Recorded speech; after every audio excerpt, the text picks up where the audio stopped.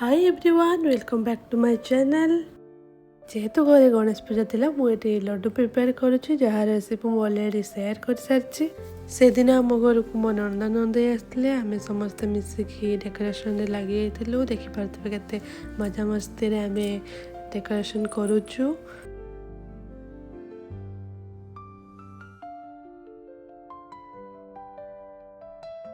Next दिन सकाळु मुझे जल्दी उठिकी गाधुआ पाधुआ सारिकी रेडी हो जाइली। जेहेतु आम नना टे जल्दी आसपार तो मुझे रेडी हो गली।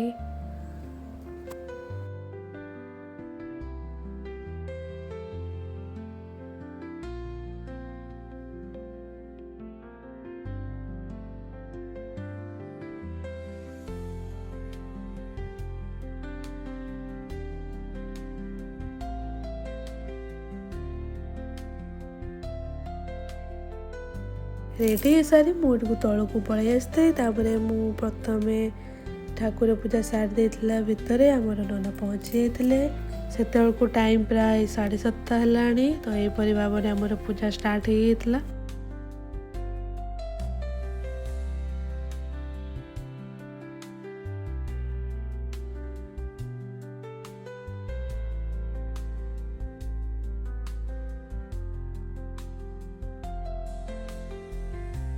बापा और मु पूजा रे संकल्प करथिलु। हमर फास्ट डिसाइड थिला आमे बाहर पूजा करिबु, किंतु वेदर कंडीशन पाई समस्त डिसाइड करथिलु घर भितर करिया पाई। तेणु हमर जगह टिके कंजेस्टेड थिला किंतु कोनोसी असुविधा हे नथिला।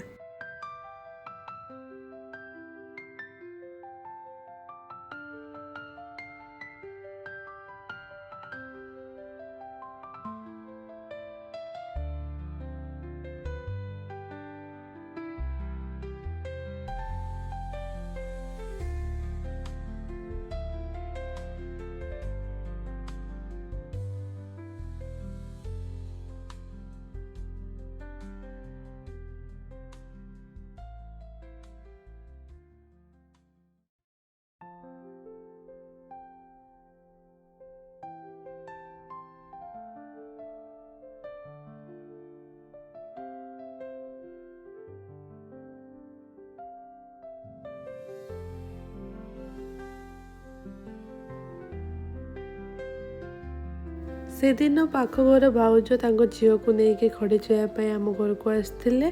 तो से झीलटी पूरा डरी जाता नना को।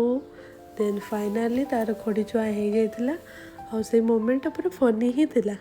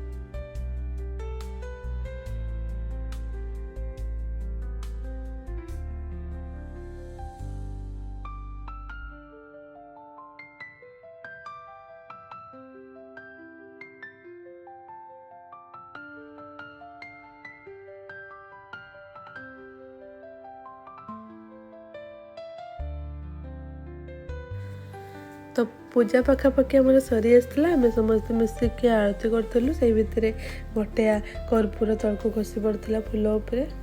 तो सहीटा किसी ऑर्डर नाला आम समस्ते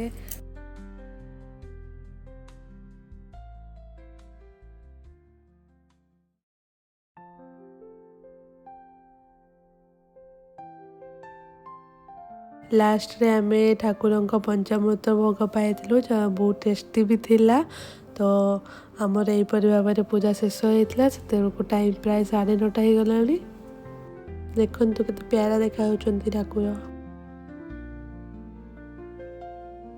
पूजा सरला परे समस्ते लगी पड़ते भोग प्रिपेरेसन रे।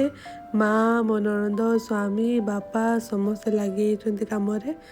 प्रथम चूड़ा भेराइटी टाइप रो फल गुड़ चीनी कदली देखो मो स्वामी केते जोश लगी पड़ते गोलैबारे।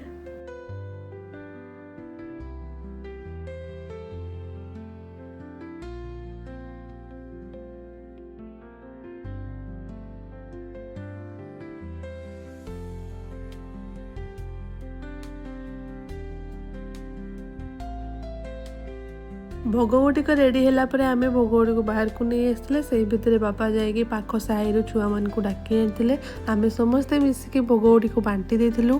से माने भोग को पाई बहुत खुशी होते। तो दाख खुशी को देखिए आमको बहुत खुशी लगुला। तो यहीपरि मोर प्रथम करी शाशुघर गणेश पूजा पालन करी। आपण को केमिति लगे निश्चय जनइबे कमेंट रे। देखा नेक्स्ट ब्लॉग रे। Thank you for watching.